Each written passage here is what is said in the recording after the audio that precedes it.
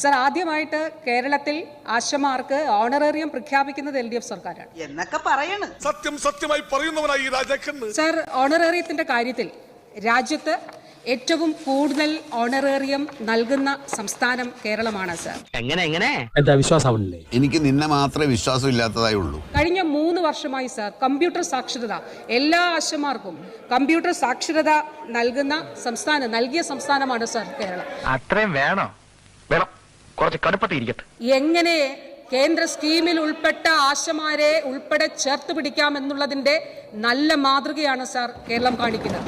ഈ അറിവ് എവിടെ നിന്ന് കിട്ടി? സ്വന്തം ഇഷ്ടത്തിന് തട്ടിവിടുന്ന നാക്കെടുത്താന്നുണേ പറയൂ. അങ്ങനെയാണ് നമ്മൾ കേരളം മുന്നോട്ട് പോകുന്നത്. ഇനിയും അങ്ങനെ തന്നെ മുന്നോട്ട് പോവുകയും ചെയ്യും സാർ.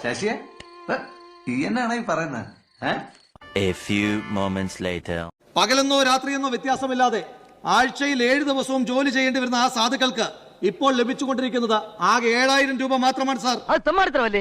അതങ്ങനെ വിടാൻ പറ്റുമോ ബ്രദർ? അതെങ്ങനെ വിടാൻ പറ്റും? ഇതാണ് ഇവിടുത്തെ വ്യവസ്ഥിതി. We are living in a very cruel society. ആ 7000 രൂപ എന്ന തുച്ഛമായ ശമ്പളം പോലും കഴിഞ്ഞ 3 മാസക്കാലമായി മുടങ്ങിയതിന്റെ പേരിലല്ലേ സാർ അവർക്ക് സമരമിരിക്കേണ്ടി വന്നത്? ആ തേണ്ടി RDPയുടെ തൊലി ഇരിക്കുകയാണ് ഉത്തമ. സഹിക്കുക അല്ലാതെ എന്ത് ചെയ്യാ? നിങ്ങൾ അവരെ ബക്കറ്റ് പിരിവാർന്ന് വിളിച്ചില്ലേ? എന്ന് തൊട്ടാണ് സാർ ഇവർക്ക് ബക്കറ്റ് പിരിവ് ഇത്ര അയിത്തമായി തോന്നി തുടങ്ങിയത്? കൊലയാളികൾക്ക് വേണ്ടി ബക്കറ്റ് പിരിച്ച പാർട്ടിക്കാരല്ലേ സാർ ഇവർ?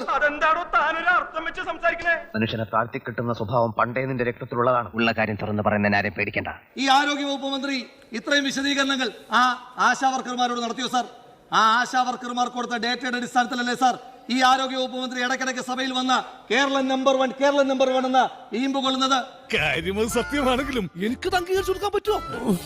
എന്റെ എല്ലാ മാനവും പോയി. നിന്റെ കയ്യിലിരിപ്പതായിരുന്നല്ലോ. ആ വനിതകൾ, ആ സമരം ചെയ്യുന്ന സാധു മനുഷ്യർ, അവർ ഈ ആരോഗ്യവകുപ്പ് മന്ത്രിയെ കാണുവാൻ, അവർ തന്നെ പറഞ്ഞത് ഈ ആരോഗ്യവകുപ്പ് മന്ത്രിയെ കാണുവാൻ ആരോഗ്യവകുപ്പ് മന്ത്രിയുടെ വീട്ടിൽ പോയപ്പോൾ വീട്ടിൽ വരണ്ട, ഓഫീസ് ടൈമിൽ ഓഫീസിൽ വരാൻ ആവശ്യപ്പെട്ടു സാർ ആരോഗ്യവകുപ്പ് മന്ത്രി. ഈശ്വര, ഓരോന്നോരോന്നെ പുറത്തേക്ക് വന്നോണ്ടിരിക്കുകയാണല്ലോ. എടാ, നീ എന്തിനാണ് റോട്ടിൽ കൂടെ പോണ എണിയൊക്കെ പിടിക്കണത്? നാട്ടുകാരെ കൊണ്ട് പറയിപ്പിക്കാൻ വേണ്ടിട്ട്.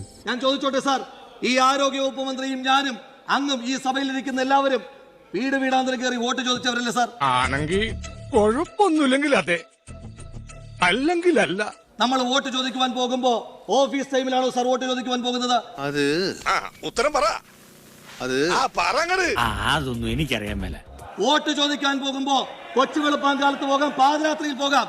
പക്ഷെ വോട്ട് കിട്ടി ജയിച്ചതിന് ശേഷം ആ സാധു മനുഷ്യർക്ക് ഒരാവശ്യം വന്നാൽ ആ ആവശ്യം നടപ്പിലാക്കണമെങ്കിൽ ഓഫീസ് ടൈമിൽ വരണമെന്ന് പറഞ്ഞാൽ ബഹുമാനപ്പെട്ട ആരോഗ്യവകുപ്പ് മന്ത്രി അങ്ങേക്ക് ആ ഓഫീസ് അധികം നാൾ ഉണ്ടാകില്ല എന്ന് ഒന്ന് ഓർക്കുന്നത് നന്നായിരിക്കും.